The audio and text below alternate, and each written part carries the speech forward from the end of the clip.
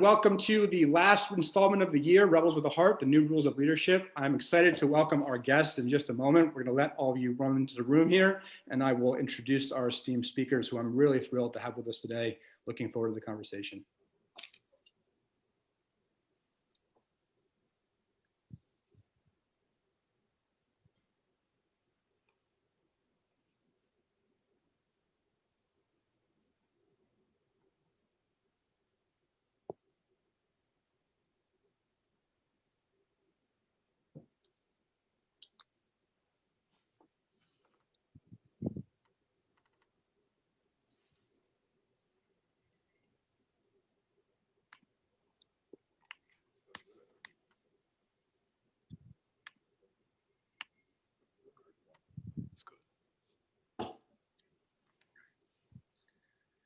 All right, welcome everyone again to Rebels with a Heart, the new rules of leadership. Thrilled to have you all joining us today from all over the country, all over the world. And I'm thrilled to be welcoming our guest this afternoon, this morning, from wherever you're joining us. And so I'll start with you, Mr. Chip Conley. Welcome, excited to have you and excited to have the conversation with you. Feel free to introduce yourself to the audience. Sure, I'll be brief. Honored to be with you. I started a boutique hotel company at age 26 called Joie de Vivre. It grew into the second largest boutique hotel company in the United States. I ran it as CEO for 24 years. During that time, I loved the intersection of psychology and business. So I wrote a few books. I've now written 5 books and a couple of, fortunately, a couple of bestsellers that are about culture and about psychology and about how to create an organization that uses culture as a strategic differentiator. I sold the company. It's now a Hyatt company, Joie de Vivre. And then soon after that, the 3 founders of Airbnb reached out to me 8 years ago and said, we got this little tech company that's growing fast, but we've read your book, Peak, How Great Companies Get Their Mojo from Maslow.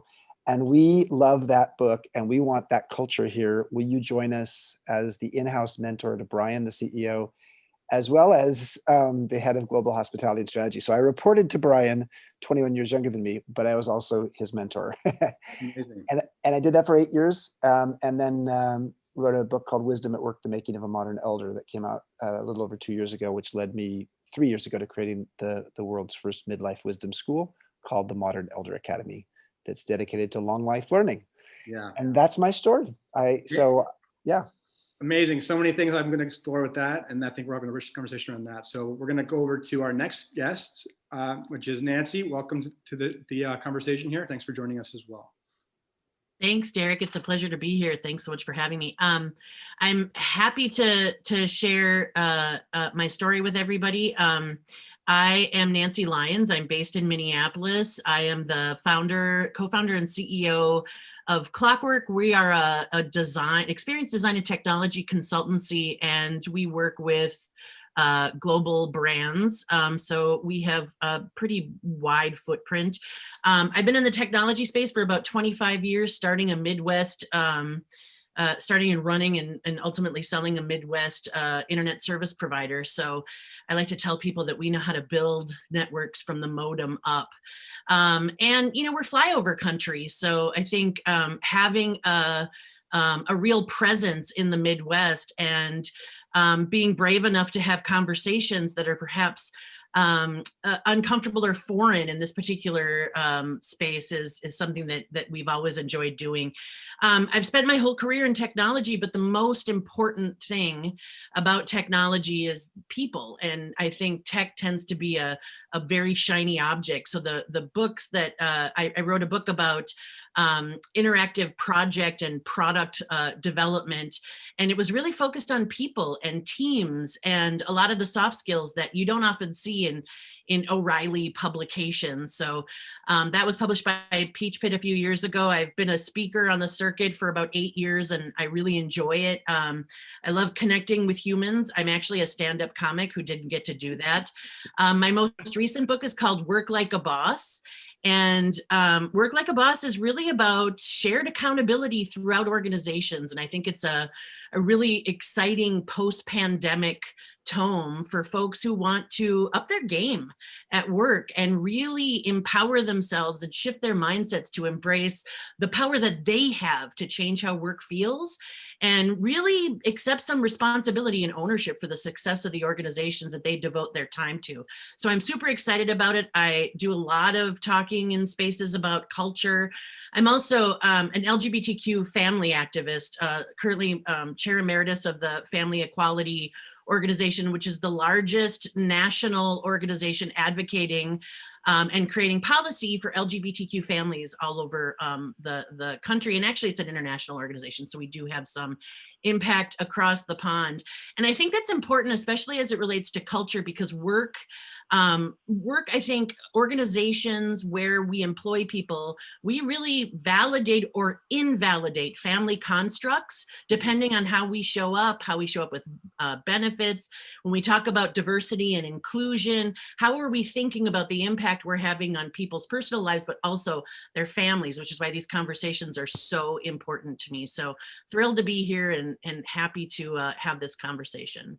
I love it. There's so many topics we're going to dig in on that too. And I would say Minneapolis has been a pretty significant city this year. So coming over on those topics, we're going to come to Johnny. And Johnny, thank you as well for being here. I'm sure you have a lot to say on many of the topics that have been raised so far, and we're going to explore further in just a few minutes. So please introduce yourself to our audience. Well, I hope a lot to say and hope you all think it's worth listening to. That's a different question.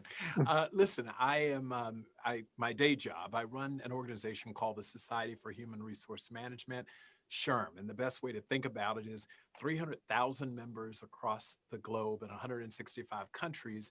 And we are essentially what the American Bar Association is for lawyers, or the American Medical Association is for physicians.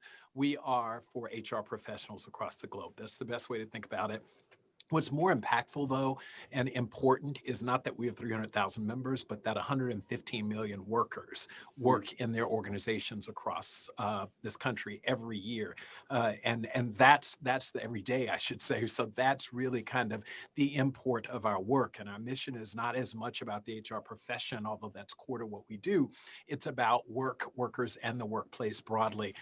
By training, I'm a lawyer. I spent most of my career in media as a lawyer, and then I became an HR person, and I sort of became both for a while, where I was chief administrative officer, and then had the good fortune of going into the P&L roles, both in the for-profit space. I was in the technology space, worked for a guy you may have known, Barry Diller, running one of his businesses, also ran HR for him for a while before I became CEO of one of the businesses, and now, and in between, did a couple of things, but this is essentially what I do. Why I'm so excited about this particular conversation is that culture is a word that we have for a long time poo-pooed in business, right? It was considered soft. Like, no one talked about culture. Who cares about culture, right? And when we did try to define it, coming from the tech space that I did in my last big corporate assignment, it was, do you have free food? Do you have ping pong tables? You know, we defined culture as those sorts of very superficial activities and acquisitions. And more, I'm finally seeing CEOs and other business leaders talk about culture as really mattering. Like it's at the core of how you differentiate your business from another business. So that's why this culture conversation is so exciting to me. And I look forward to talking with you and my fellow colleagues. Amazing. Thank you for that, Johnny. Excited for all of you. We have such a great group here. And just for facilitating the conversation, for those who don't know me, I'm Derek Lundsten, President and CEO of LifeGuides. And we are a company that matches people who have been through a life challenge with people who are going through that now, so they can lead happier, healthier, more productive lives. And ultimately that results in happier, healthier, more productive cultures and businesses. So with that, we will jump right into it. There's so many business topics we're going to explore, but why don't I kick it off on the personal for each of you? What has been, this has been a very unique year, obviously. What has been the single lesson that when you look back now, it's December, we're looking backward on the year, we're about to think forward to 2021, and we're going through business planning, we're thinking through what the new year looks like, we're imagining those possibilities. Obviously we have a new vaccine that's hit the market, and we're starting to imagine what does a hybrid model look like and some of these questions. But on a personal level, what's the one thing that you've learned about yourself that you are bringing to your cultures, to your organizations, and to your lives, that's going to be something that's been one of the learning benefits of this great pause, if you will? And any one of you can take that question. I'll go first if that's okay. And on the next one, I won't go first. I think it's all about being adaptable and resilient. You know, adaptability, frankly, leads to resilience. And you know, whether it's the story of Airbnb, which is a fascinating story for 2020, the travel industry has just gotten pummeled. I still own a handful of the real estate of hotels, and I just know how bad the hotel business is today. So that the adaptability is key, and then the resilience, the sense of resilience of how do you make it through. I think on a personal level, though, for each of us in our lives, as well as for those who work with us, it comes back to how do you schedule time? I live in Mexico most of the time now, in southern Baja, an hour north of Cabo San Lucas on the beach. That's where our campus is for the Modern Elder Academy. And when we had to shut down, and I had no idea when we would ever open again, I was on Zooms all day long, like all of you have been. And I was going nutty being on Zoom all day. And so my adaptability and resilience on a personal level was to schedule 3 hours of spying on the divine every Monday, Wednesday, Friday. And that just meant I went out by myself without a cell phone into nature. Here it might be on the beach, it could be in the desert, could be in a palm grove, could be on a mountain, because we have all that here. And literally just get lost in nature for 3 hours, 3 times a week. And that is what allowed me to both be adaptable in my mind, but also more resilient on just a personal level, because I actually got out of that wacky Zoom thing. We go from one to the next, to the next, to the next, to the next. The Zoom treadmill, as they call it. Yes. Yeah, that's awesome. Thank you, Chip. Nancy or Johnny, any thoughts from either of you? I mean, I think 2020 has been a garbage year in so many ways. I actually lost one very close friend to cancer, and it just happened to hit in 2020. And 2 weeks later, I lost another good friend. And I never thought that I would thank my parents for the gift of compartmentalization, but I found myself doing that, because the only way to be resilient is to sort of set aside those things that are barriers to movement and just move. I think for me, and you sort of touched on this in the beginning of this discussion, you know, I live in Minneapolis. I'm a queer woman with a wife, and I have a Black son. And the biggest lesson that I learned this year is it's not enough to be a progressive white person. And it's not enough to use my business clout to have conversations about diversity and inclusion. I have to push for active anti-racism. And I have a job to do in every space that I enter. I have to be one of those people that oftentimes pushes the conversation to the uncomfortable in order to challenge those people that I know and connect with, and work with and collaborate with, to recognize how the systems we perpetuate every single day are not safe spaces for all of us. And so that's been a big lesson, because I think that I don't want to suggest that just because George Floyd was murdered in my town, that woke me up.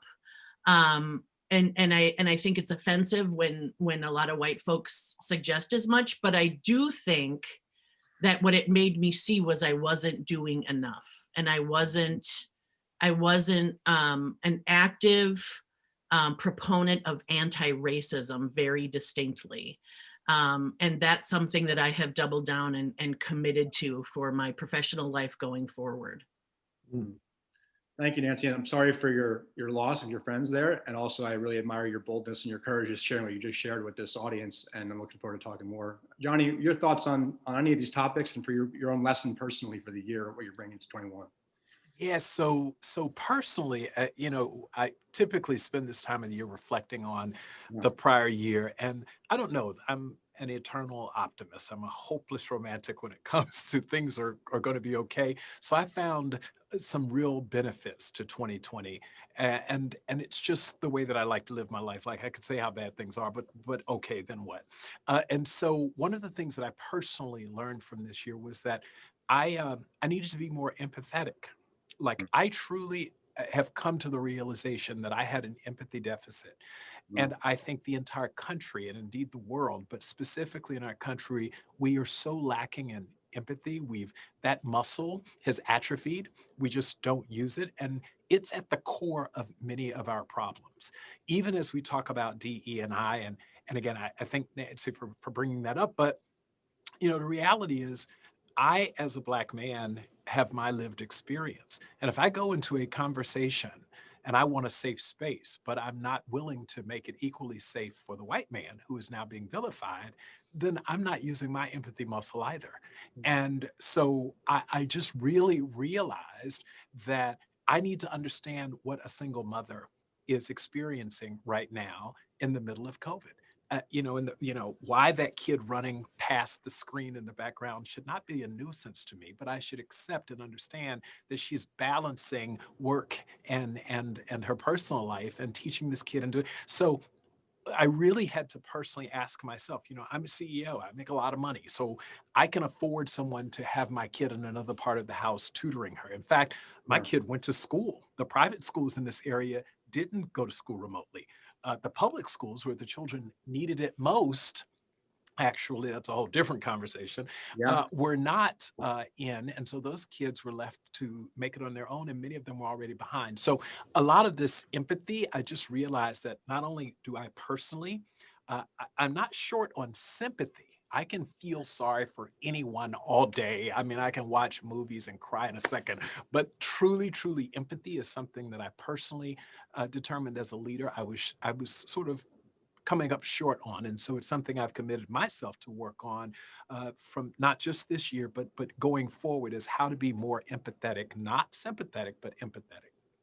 Thank you for that. So, and similar to what all of you shared, just to comment real quickly, I think the recognition of presence and time, and the recognition that we as leaders have a responsibility to stand out and take action, and how things can be done differently, is one of the biggest lessons here, and why we do Rebels. So coming back around on this topic for a second, because I think we could go into so many different directions. When we think about the role that each of you is taking in your organization, how are you kind of changing the rules for what 21 looks like? When you think about empathy and demonstrating that in action, what does that look like for you, Johnny? When you think about when you're coaching Brian, Chip, what does that look like for how that's being passed through Airbnb? There's a lot of eyes on that brand right now. They have an opportunity to influence perceptions in a massive way. How does that shift? And the same thing for you, Nancy, being in the heart of where this conversation around equity and inclusion has really shifted, and how we educate others. How are you showing up? I think any one of you can answer it. This is a very organic conversation. Well, so let me jump in here, because this empathy thing, I realize we have our employees, but and in some ways you're limited to, in most circumstances, the 1,000 or so employees that you have around the world. At the end of the day, though, we have the ability with 300,000 members Mm. to truly influence far more lives than the people who are on the SHRM payroll, right?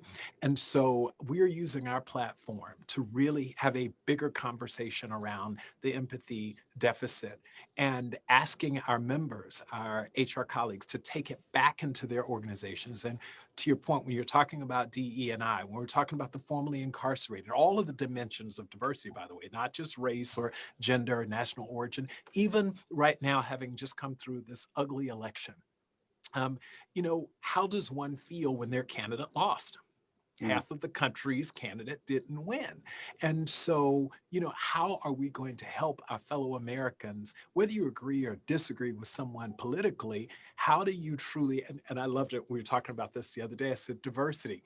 Um, Oftentimes people say they value diversity.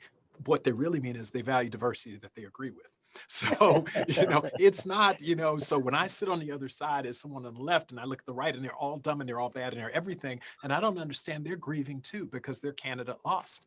And I know how that felt 4 years ago, right? And so this empathy, I know it sounds like it, but we literally, even those of us who think we're woke or think we're progressive or think we are just the opposite side of the same damn coin. Right. And it is the problem that we have. So I'm going to use my platform on all of the social media outlets and our members to say our country can only get better if we truly, truly begin to exercise that muscle.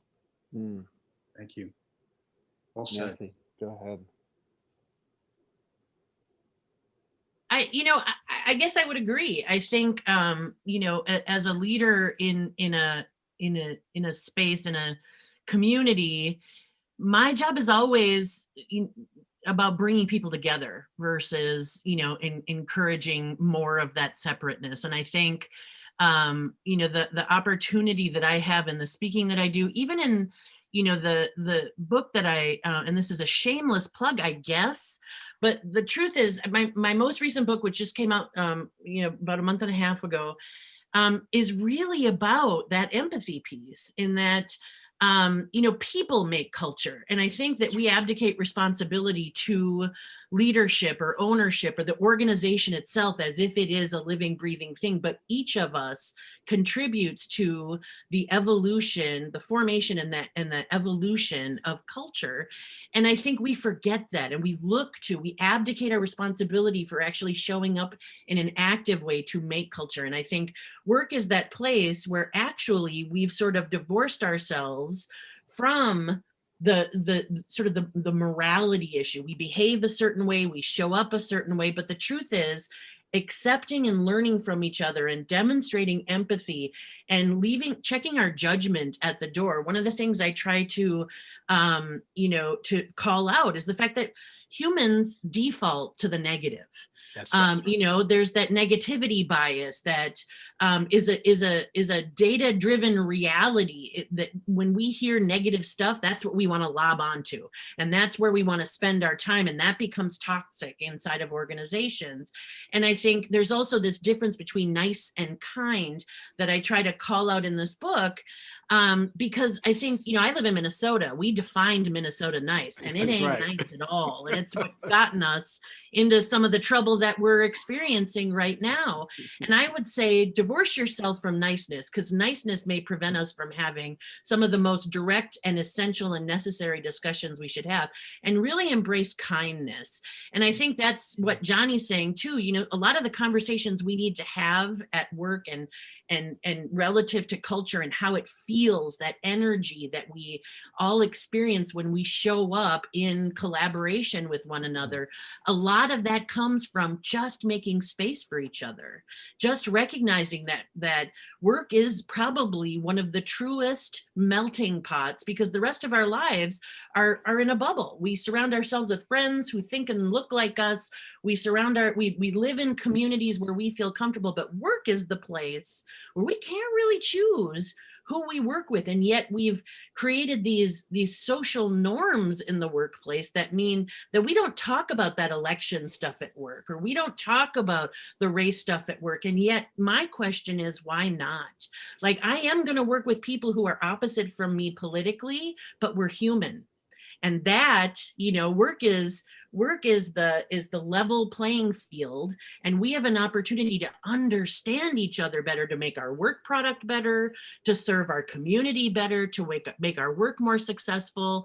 I think there's so much opportunity in understanding culture and building that empathy muscle at work, and really choosing to participate and have ownership in creating safe spaces for everybody to show up their whole and gloriously authentic selves, so that they can contribute the best of themselves to make whatever we do together the absolute best it can be. Wow. Well Okay. said. Let me say, I love being on this panel with the two of you. This is fun. I'm learning something along the way and really enjoying it. Let me just say this, Chris, I'd prefer be in Mexico with you, by the way, right now. Yeah, same. We'll take that invitation. That's just another. I think I'm gonna mix it up a little bit because I love both of your answers, and I'm glad to be third on this one because I was able to hear them first. I'm going to talk about ageism. Oh. I actually think this is a fundamental. Just seeing some of the articles that were written in the last few months about Joe Biden's age, and yeah, you know what? We all age differently. But when you look at a redwood tree, you don't say, look how it's aged. You say, wow, look how it's grown. And so from my perspective, having been the modern elder and called out as the modern elder at Airbnb because I was twice the age of the average employee there, what I am seeing right now is that it's almost like ageism is the last socially acceptable ism bias out there. And yet intergenerational collaboration, how we mutually mentor each other. I learned from Brian. Basically, I was supposed to be his mentor, but I learned as much from him as he learned from me. He learned a lot of EQ from me. I learned a lot of DQ, digital intelligence, from him. And so, the US Labor Department says that over almost half of the workforce growth between 2016 and 2026 will happen for people who are 55 or older. What? Most of the growth is happening for older people. And yet what percentage of HR dollars, recruiting dollars, are going to recruit people 55 and older? Also, if you're 55 years old in the United States today, it's a 70% chance your boss is younger than you. Yeah, that's right. How have we created a workplace that is acknowledging that we're living longer, power is moving younger, and the world is changing faster? And those three variables are not very well baked into how companies are thinking about longevity strategies or leadership strategies around intergenerational collaboration. So I don't know. That's what I'm going to be, advocating for out there in the next year. I'm doing it in Silicon Valley, which is a place that actually is starting to finally wake up to the fact that, yes, we have these young, brilliant technologists, and yes, we have who are just spectacularly focused, but having some older, I don't want to say wiser because you can be wise at a young age too, but having some experienced, insightful guides matched with you is a powerful combination. And I feel very fortunate that I had the last 8 years to see it personally, but now to actually train people. That's what we do at the Modern Elder Academy. We have people come here and they basically come to learn how to become wiser and cultivate their wisdom and go out and then apply it in new places. So same seed, different soil. Well, Chip, Derek, if I could jump in there, Chip, that was my message for all of last year. I was focused on ageism, and I You're think ahead it's of me. because You're ahead of me. no, not that. Oh my God, that didn't come across right. But you got my point. That it actually is the thing we don't talk about enough, and frankly, we don't have a choice here. So some people do it because it's the right thing to do. And I've decided that I'm not going to debate that anymore because that is just, if I can't make you think the right way, it is what it is. But what I can say is it's good for you. The reality is the American birth rate has been on a decline since the year 2000.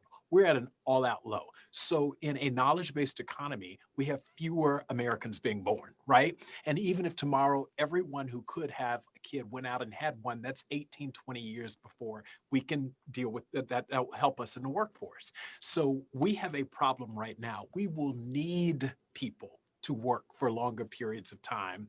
And with all of the constant paradigm shifts, we need to reskill them constantly. Lifelong learning isn't a feel-good phrase anymore. It is truly a business imperative. So I tell people, either because you think it's the right thing to do or because you are, motivated by other reasons that are, making yourself profit, you need to make sure that we eliminate as best we can ageism, just like we're focused on racism and sexism and the other isms. Yeah.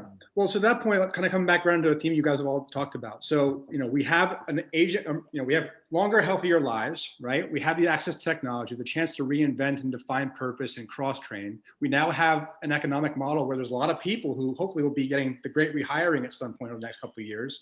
Chip, you understand this firsthand in the hospitality industry. How does that conversation shift? How do we potentially reevaluate our collective corporate values, societal values, right? And how we bring people in and create opportunity. And I know from talking and reading about each of you, this is important to you all. So I'd love to hear your thoughts on that. Are you saying specific around age or just in general? In general, but I mean, it's age, it's access to education, it's access to opportunity. It comes back to fundamentally when I think about, American values, the idea of the pursuit of happiness. How do we define happiness? How do we set examples as leaders of what happiness can be? And how do we align our businesses to support that for more people? So Nancy, you want to go first? I mean, just because you didn't go first the last 2 times. I don't know that I want to go first. You don't have to. Well, I think it's interesting that you talk about values. I think that it's only been in recent years that I've really seen organizations really tap into the language and the action around values. I think values have long been mistaken for marketing speak. And I think that we use them to describe an aspirational energy about organizations. And I think now we're in a different place. Now we're being challenged to really recognize whether or not we show up in our values and whether or not the humans that we choose to add to our organizations are actual reflections of those values. And that's not just who they are from 9 to 5, because our work is our identity, who we are in the world, how we show up, and how we show up in those values is I think, essential. And I think organizations have a lot of influence around that. And we're finally starting to see those discussions. I think that the important thing to recognize is that values evolve. They're not a static thing. And so these are conversations that we should be having and revisiting as we understand ourselves in the context of our organizations better. And as we challenge ourselves to grow and show up differently and stronger and put our values behind, initiatives in the communities that we live in and serve. So I think the word values is a really interesting one here. I also am a big believer that humans don't take the time to actually define their own. And I think that understanding, I often hear from people, those, and in fact, I've worked recently with an organization that defined values for the company and then tried to mandate them. And right. And how did that work? Well, yes. And I think that as an individual, it's my responsibility to not only have character, but to take a position around the kind of human I want to be and what matters to me and how I want to show up and where I want to put my energy. And I always encourage other people to actually define their own values and then don't invest, whether it's through your employment, whether it's through your volunteer activity, don't invest in organizations that you don't believe in, where their values don't align with yours, where there isn't that, that resonating effect where you feel like it's an extension of who you are. I think that values are everything in terms of how we think about organizations and organizational culture, and how we think about how we add humans to the the arsenals of people that we have inside of our companies. We have to hire, fire, and reward based on our values. We have to encourage. We have to show up in the world based on our values. So I'm glad you brought that word up, because I think, but to think that they are set and forever is where we trip over ourselves. To recognize the importance of inclusiveness around our values and the ever evolving conversation that our values have to allow for is important. I think Nancy's, go ahead. I'm sorry. No, you go, Johnny. Johnny, go. You go. No, I was just going to comment on Derek's use of the word happiness. That's what I'm going to trigger, because we are consistently now in employee surveys and pulse surveys and engagement and satisfaction, and they're two different tools, by the way. We've asked, and we're seeing this word pop up a lot, happiness. And I will tell you, and a little bit of the provocateur, so I don't know how this will fall with you all. It's the Rebel series, Johnny. Go for it. Okay, so here goes. It's not your company's job to make you happy. I mean, and that is, I don't know where this is coming from, but it's driving, she said, whoa, Nancy, right? It's driving me wacko when an employee comes in and says, I just want to be happy. I said, well, let me tell you how this works. By the way, there are a whole bunch of things that should lead to your happiness. Some of it will happen within these four walls or however we work. Some will happen in your personal life, your family. I mean, it's multifaceted and there's a whole bunch of ways to get there. But the number one thing that I remind them is that I can't make you happy. No company should make you happy. And happiness is you're not going to experience it every day. Let me tell you, in any relationship, spousal, partners, friends, you're going to have some happy days and you're going to have some pretty damn bad days, right? And if your decision is, when someone walks in and makes that statement, oh my gosh, I'm just so unhappy and I'm just not happy here. And I said, well, you got to figure out what it's going to take to make you happy. And you've got to claim that. I will try to remove any unnecessary, arbitrary barriers that are put in place that actually are leading to your unhappiness. But at the end of the day, I'm not here to make you happy, because what makes you happy and what makes the person next to you happy may actually be two different things, and probably is, which means I can't do this, not at scale, right? So I just think that I'm very careful. I think words matter. And so I think we have to be very, very vigilant about not allowing that word happy. I think overall in life, you should be happy, but putting all of that on employers is really unfair and unreasonable. Mm. Wow. And so I was going to say something else. I'm now going to say, so here we go. Happiness. I went to Bhutan. I studied the Gross National Happiness Index as the CEO to see what I could learn from a country that basically helped to popularize the idea of a Gross National Happiness Index. And then I gave a TED talk in 2010 about it. So I love the subject. I'm not going to talk too much about that other than the number one question that I think any leader should ask their direct reports that relates to happiness is, how can I support you to do the best work of your life here at SHRM or here at, wherever. Airbnb. That question, how can I support you to do the best work of your life here at, can be a very personal answer. And for a direct report for a boss, that's what you can respond to. I will say one of the things I love Nancy's response, and it's how I used to see Joie de Vivre, my company that grew from one person to 3,500 people over 24 years. But I actually have a different point of view now, because I actually said we lead with our values. Our values will be a good editing function for who is a good fit here. And we look for culture fits, And I don't say that anymore. I look for culture adds, not culture fits, because culture fits are just the same thing that happens in social media. You end up in in an echo chamber with a collection of people who are just like you in their values. Now, is that okay? It's totally okay, depending upon the type of business. If it's 3 of you in the business, probably okay. If it's 3,000 of you, probably not, because you then have a blind spot. Not only that, but you actually don't have the beautiful, to go back to what Johnny talked about at the start, the diversity of ways of thinking of things differently. It's not just about the demographics of diversity, it's the thinking diversity, the political diversity, the spiritual diversity. And if you actually don't have, I'm a gay man as well. Nancy, I'm gay as well. If you do not have people, what? Derek, you didn't know that. Okay, I guess. Oh, no, Nancy said that. Nancy said what? Yeah, I was just acting shocked. Yeah. Okay. Oh yeah, you already knew. All right. So bottom line is, the best thing I can do is go to an evangelical church. And I did that, when I was in the US before the election, because I want to go and listen and hear the other side. And that's what I need.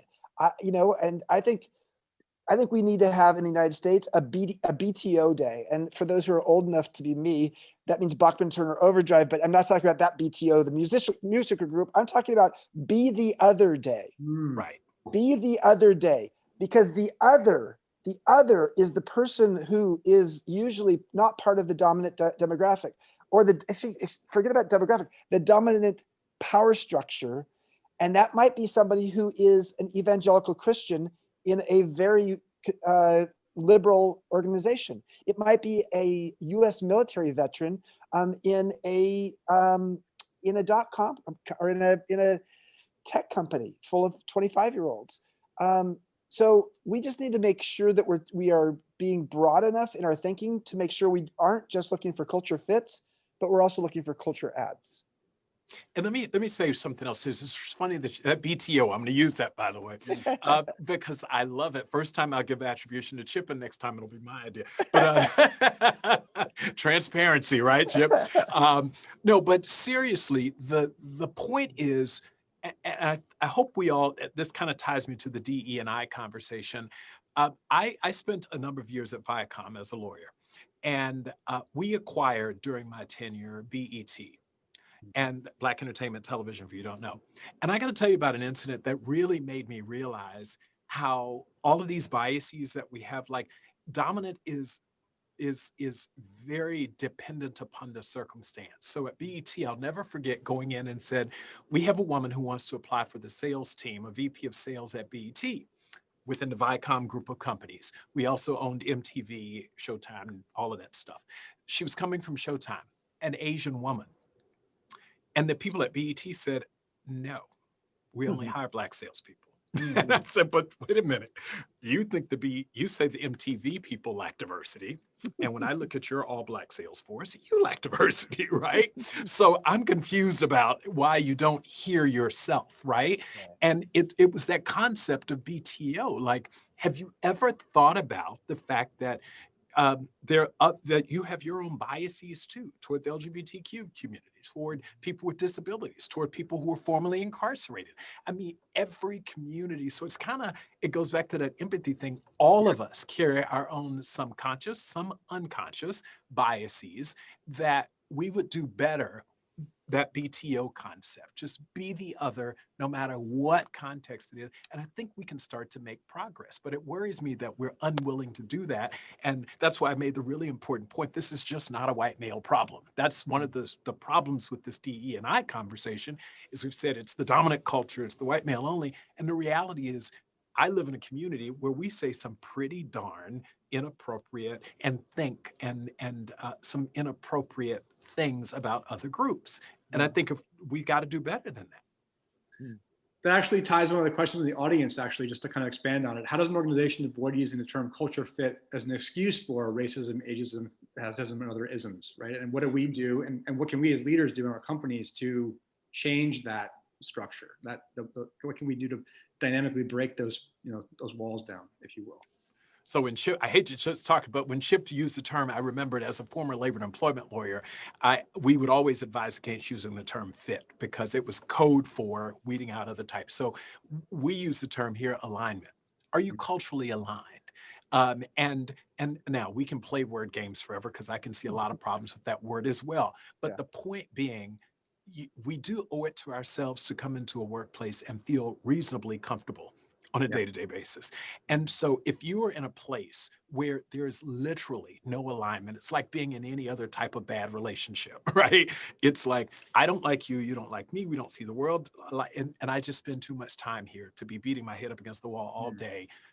So it's not that I'm trying to exclude you. In fact, one of our values would be that we want diversity. But if you say to me, I only want to work in a place where people think this, then that's the opposite of our value, which is diversity. So you are not aligned and you won't fit ultimately, but you're not aligned. So maybe it's potato, but we speak a lot in terms of in the HR space, cultural alignment. Maybe it just makes us feel better. I use the phrase cultural contribution. So it's not cultural fit, it's contribution. And sometimes contribution is challenging, and that's okay. And I think that's where, I want to clarify, I didn't hear Chip and I disagreeing relative to values. Right. I think he was sort of taking it he was sort of expanding on some of that thinking. I do think your values can help define or determine sort of the constitution of the humans that you add and their willingness to make space for that contribution, their willingness to see that active contribution and their role in pulling from their colleagues their best contribution and their role in creating safe space for new people to show up and challenge the system. Yeah. So I think the term cultural contribution is how we refer to it. It's what I often encourage folks to consider when they're thinking about actively building culture. Fit is a terrifying word for me, because who decides? Right. Right. And as isms go, I'm gay, I'm a woman, I got a big mouth, I'm kind of chunky. Like, if isms were what ruled the world, I would not be here. So I think, it's important for us to recognize that everybody has a voice and something to contribute. Yeah, you guys covered it. I just say, I like cultural ad because it's similar to contribution. It says, I think of it as a recipe, and adding that to the recipe actually makes it better. Complex though. And that's something that we at least in the HR space talk about. We've longed for diversity forever. And so now that you got that, or increasingly going that way, inclusion is the holy grail. And it is far more difficult to manage a diverse workforce than it is to manage a non-diverse workforce. And so what we all have to, while we want all of this diversity, it's hard to get this inclusion part right, which is why a lot of times the alignment, the ad, the what's the term again, Nancy? Contribution. It's we have to manage that very carefully, because I will tell you, while there's something to be said for opposites attracting, opposites are opposites, yeah. right?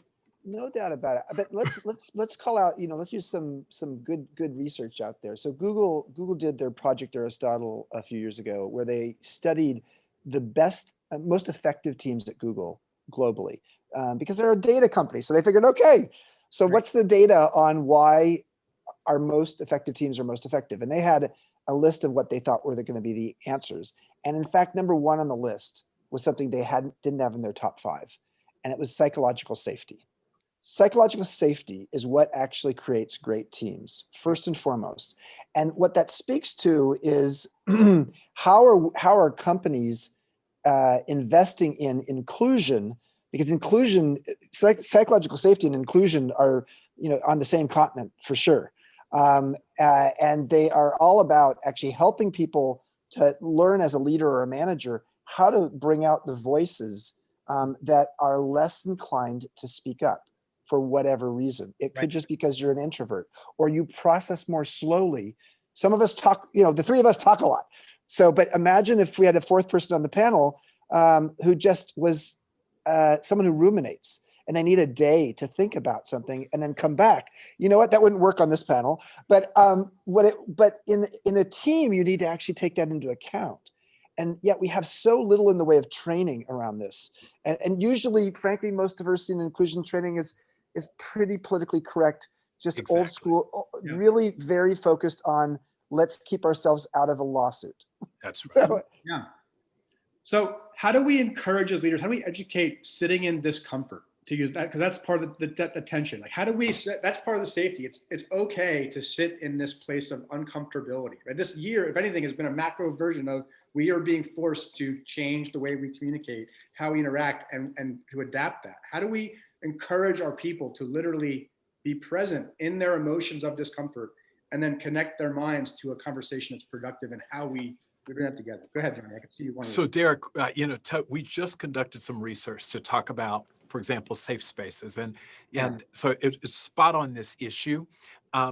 Yes, what's missing is that, unfortunately, I want you to get comfortable being uncomfortable, but I don't want to be uncomfortable. Right.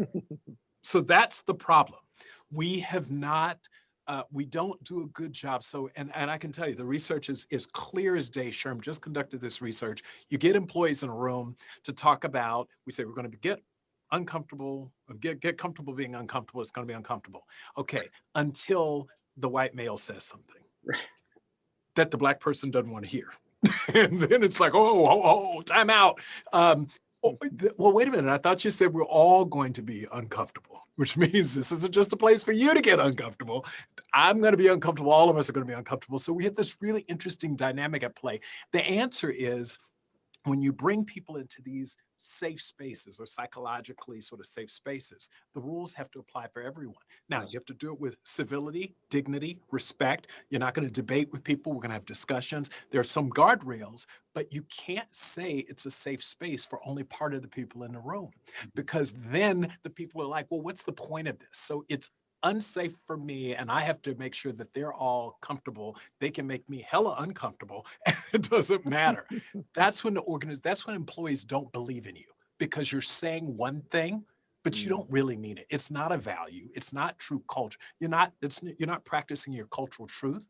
Yeah. What you're doing is trying to check the box because that's what's right to do right now. So companies that get this right, or organizations that get it right, when you say people have to get comfortable being uncomfortable, that applies to everyone.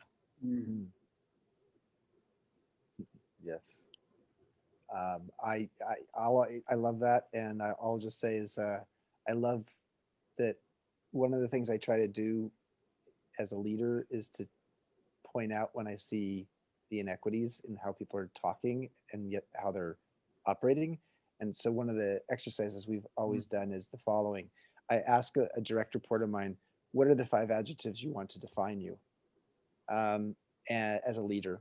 And then I ask them, what are the 5 adjectives your direct reports and people who work with you are going to actually come up with? And we see, okay, what's the difference? And then we go and talk to them. Go out and we say anonymously, give us the 5 adjectives that define this person. And then we can make the comparison. And then we start looking at, okay, well, 4 of the 5 that are on your aspirational list are not showing up here. You got 1. So on these other 4, what are the habits and behaviors you can start exhibiting that will actually live up to those kinds of adjectives that you want to live up to? And that's uncomfortable. I mean, that's an uncomfortable way of, and I also like to say, you can't have an open door with a closed mind. And that is so often what I see amongst leaders, sort of the thing that Johnny was talking about, is like the person who says, oh, this is our value as an organization. This is what we do. But then you don't exhibit it. And it just goes out the window. Leaders are the emotional thermostats of those they lead, and their emotions are more contagious than anybody else in the organization. Speaking about virus talk. Yeah. Nancy. Emotional thermostat. My God, Chip, I'm going to have to quote you all day. That's really good. Just for the one day, though, Johnny. Then it's yours. Oh, just for one day? Yeah. I don't know what I could add to this other than, and Johnny, I apologize in advance. I think that we have to give ourselves permission to have the uncomfortable conversations. And I am generally HR's worst nightmare, especially when they hire me to come inside of organizations and I challenge HR right out of the gate. I think that we have created cultures of carefulness, and HR encourages that. And I love that, this is a group of rebels, and I would love to see HR shake up the way things have always been.